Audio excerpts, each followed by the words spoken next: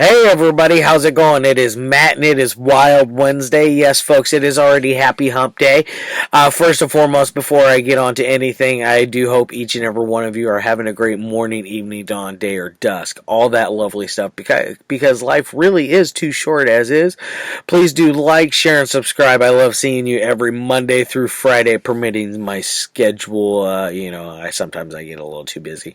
And then, of course, holidays. I don't do any reviews on major holidays, just to let you know.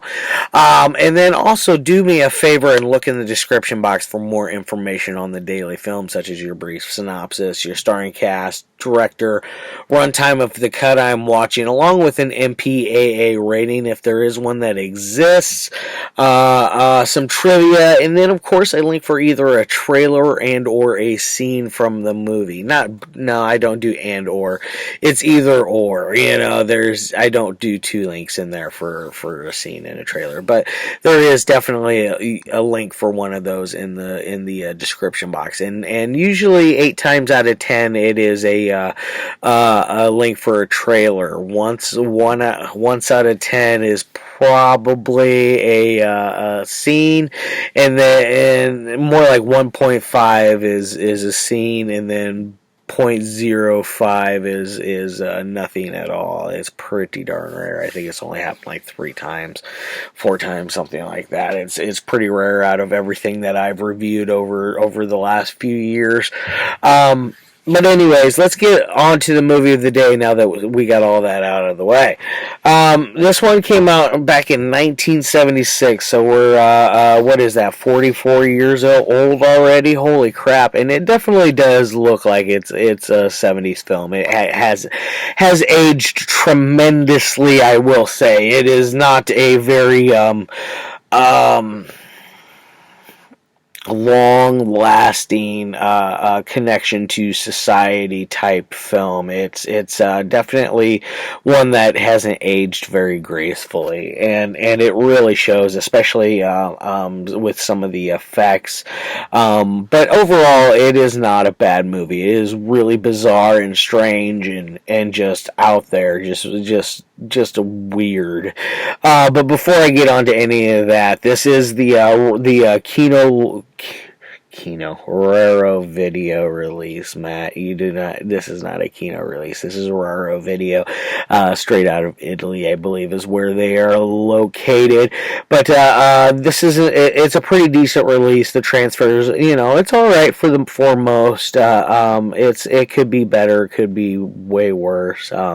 It is what it is. It's definitely better than I think I saw there was like a really shoddy DVD of it, not the other, because this is Raro also released it on DVD, but another DVD I saw of it, it looked very shoddy and piss poor quality. So this is definitely probably the best way to go with the Werewolf Woman. Now, it runs at an hour and 37 minutes. I don't know if this one's run into any cuts over time. If it has, it probably would be sexual stuff, because there is a lot of full frontal female. You do see the pubic region quite often. Like if you get squeamish over seeing a girl's vagina, then this is not a movie for you, because it definitely does show it a few times. And then let's see, who do we have in here? We got Annik Borel, who plays our starring role. She's a very interesting character. Her name is Daniela, if memory serves me correct. And then we got Tino Carraro in here, Howard Ross, and Dagmar Lassander. A few of an assort. It's an assorted who's who, essentially, because I've seen most of these people in other movies, little bit roles like what we have here. And this is directed by Rino di Silvestro. Rino di Silvestro. There we go. That was a little hard for me to say at first, but this one is a interesting release as well. As far as special features go, There is an interview with Rino himself. There's two trailers on here, and one being the U.S. version of it, and the other being the Italian European version of the trailer. They run exactly the same amount of time. It's just different language. That's the only difference between the two. You could watch them both side by side, and they pretty much are the same exact things. Even down to the fact that even the subtitles are extremely close to each other to what is actually being said on the audio as well. So they did a very good job with that part of it, in my opinion. It's one of the top things that Carraro did with this that I'm impressed with. Their dub, with the English dub and with the subtitling and everything, and then crossing it over to the English or the Italian language. You don't feel like there's a huge difference between the two. It feels very much like the same exact film. There's no, like, nothing lost in translation, if you're getting what I'm saying here at that. There's nothing that feels out of place as far as a transferring from Italian to English language, which, as a matter of fact, you can tell that some of these people are speaking English. Some of them, most of them, I'm sure, are speaking Italian. It is a typical Italian affair. I think I can't remember where this one was made, but either way, it had an not entirely, but a huge portion of the cast and crew were Italian, so that would have been one of the major languages spoke on the set of The Werewolf Woman. And then let's see, what else do we got going on here. That's all for as far as special features go. It is, let me show you. This is the goofy little slipcover thing. Let's pull that dang thing off. And this is the artwork that you have inside. It's a little different. I don't mind this one. It is zero reversible on that end, but it is a standard issue pressed Blu-ray, so you're not getting some shoddy Blu-ray BDR, something that is a blue disc recordable, nothing like that. So it's not pressed for on demand. Now that I got all that out, what is it exactly about? It's basically this girl named Daniela who's had a very struggling past, that she's been sexually assaulted a few times in her life. Once or both times are extremely violent. You don't see the one, but towards the end of it, there's one that it's very, very rough and brutal, where she gets brutally beaten and raped by 3 different men, to the degree that even her boyfriend that came in to help save the day gets murdered. It is a very rough. It's not rough. It's a very gritty scene, I'll say. It's very, very in your face. But either way, like, this girl has had a lot of trauma throughout her life, so she's a little out there already. But she comes across this whole thing about an ancestor, a long dead ancestor, that essentially was burned to death, burned at the stake, essentially, because they thought she was a werewolf. Very interesting ordeal. So she thinks, therefore, she is a werewolf, because she has all these strange dreams where she's head to toe fur, and she's attacking people left and right, and that she's being chased. Very interesting scene. She is very feral when it comes to that. Does an okay job, I guess, conveying the realism of being a feral lichen type person. Other than that, like, the effect of the practical effects they used for the werewolf itself is just absolutely ridiculous. It looks like crap. They even put fur and put fake boobs on it. They could have just used hers and just put fur over them, because she spends the movie, like a good portion of the movie, naked, and there's nothing that you don't see other than you don't see her butthole, But you get close. But either way, it's one that doesn't leave anything to the imagination when it comes to what's her name, Annik Borel, our Daniela character. So she thinks she's excuse me. So she thinks she's a werewolf because of this. She eventually goes on a spree of killing people. It first starts off with her sister's fiance or boyfriend, whatever he is, her suitor. She lures him out into the woods in a seductive fashion, starts to try to seduce him, which it is working. She pulls him to the ground. She is completely naked. They're sucking face and all that crap. And she eventually decides she's going to latch on to his jugular and just rip it out with her mouth, and she is very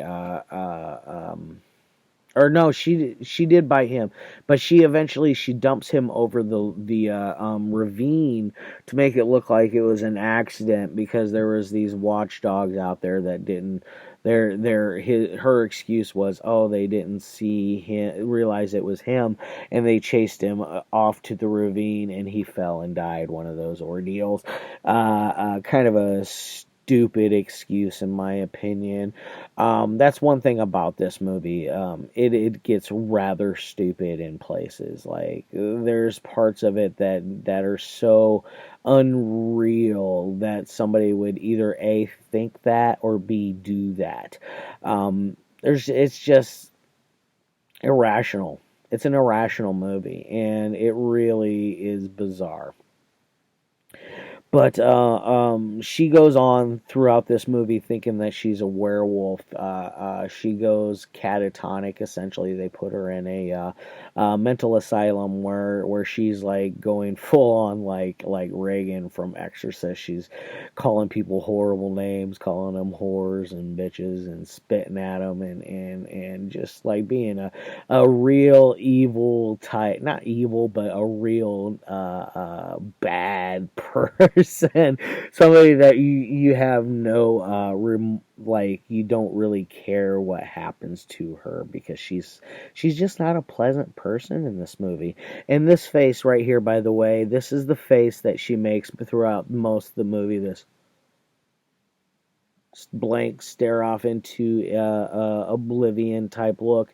That is one thing that she does in this. I call it the Lemony Snicket because of that movie Lemony Snicket, Series of Unfortunate Events. That really terrible movie. The little boy in that makes this like he blank faced, open mouth, like stare off into oblivion look. That's why he makes that look like, gosh, probably 4 or 5 times throughout the movie, so it gets very repetitious. So that's why whenever I see somebody doing this face, I call it the Lemony Snicket. So if you ever hear me refer to that, you'll know exactly where that's coming from. But either way, she eventually meets up, or she's in this mental asylum. She gets freed by this lesbian sexual type inpatient that's there at the asylum, who is able to freely go around and about, and she pulls out her breasts at the doctors and things like that. She's a very sexually frustrated type person, so she's got a lot going on there, which you don't really. I would have liked a little more of that character, a little more backstory, because there's certain things that they did. I feel like they jumped the gun a little too much or a little too fast, because there was an opportunity where they could have had a very elegant and lovely lesbian sex scene between that girl and our Daniela girl, who is strapped down onto this table, or not table, but this bed. She has been tied down in this asylum bed. She frees her, and she ends up killing this this girl. She stabs her to death. And then she escapes, and she is on the run. And while she's on the run, she meets a man, and they fall in love essentially. And she starts to look past her everything bad that's happened in her life, and she really tries to push forward and essentially become a better person. Essentially, no, she is pushing and striving to become a better person, considering that she's killed two people so far. Then there's like I said, there was a real like violent rape, and that's when it happens is throughout this part right here where the male, both Daniela and I forget the name of her boyfriend, but he is a professional stuntman for Italian films, and they do a couple little things where he shows how he does stunts, like diving through a window through the glass and rolling through and landing correctly, and then like falling off of a tower and landing correctly all the way, falling like 100 feet all the way to the ground, stuff like that. He's showing her this stuff, and it's winning her heart. And which, by the way, she's not a very vocal character. She doesn't say like she speaks, but it's not a lot. So there's a lot of dialogue being said to her, and she's making blank faces. But she does interact, so don't think she's a like a mute or anything like that. But there's that, like I said, there was the violent rape scene, kills the boyfriend, and then so she goes on the run, and she ends up going completely off the deep end, and she 100% believes she is a werewolf at this point, and she is killing people left and right. There's a man that picks her up off to the side of the road, and she comes up with this whole horse story that that she was attacked and beaten by her husband and this and that, and then so it involves her going home with this man. He attempts to rape her, and in the middle of the rape, she ends up killing him. So it is a very justifiable murder. And then she goes through and she kills these two guys in a auto yard, where they're a demolition yard where they're destroying old cars. She kills them with a crane. It's quite an interesting thing. And then there's she does get a little bit of revenge on one of the people that raped her. She happens to have found where he lives, and she catches his house on fire while he's in there sleeping. So it does have that, just a pinch of revenge aspect to it as well. So it's got all these different kind of genres kind of like sprinkled throughout it to give it a little more than just a straightforward werewolf movie, because it is more of a psychological werewolf. She thinks she's a werewolf. There is werewolf action, don't get me wrong.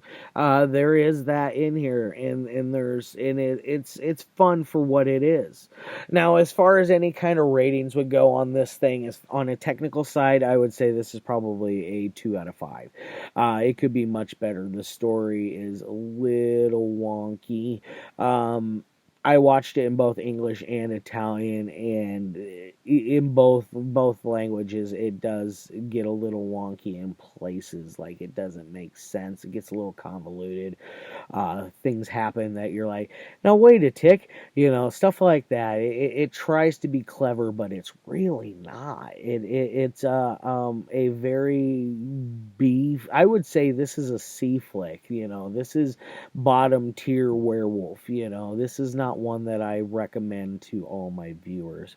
I only recommend this to the people that are diehard for the Italian horror, diehard for werewolves in general, and diehard for something different, because this is definitely different. Nobody talks about Werewolf Woman with Daniela in here. They don't, because it is a very offbeat, different flick.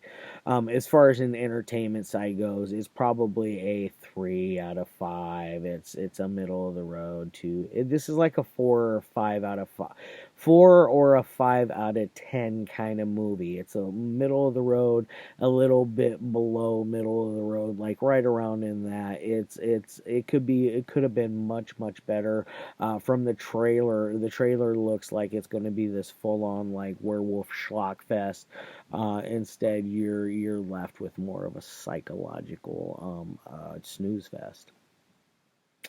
All right, guys. I love your faces as always. And then tomorrow, I'm not 100% which werewolf movie I got lined up for you for the next 2 days. It's I don't know which one I'm going to do where. I have the movies selected. I just don't know which spots I'm going to put them in. But either way, I got a couple more fun little werewolf movies coming for you for the next 2 days, both Thursday and Friday. All right, guys. Love your faces, and as always,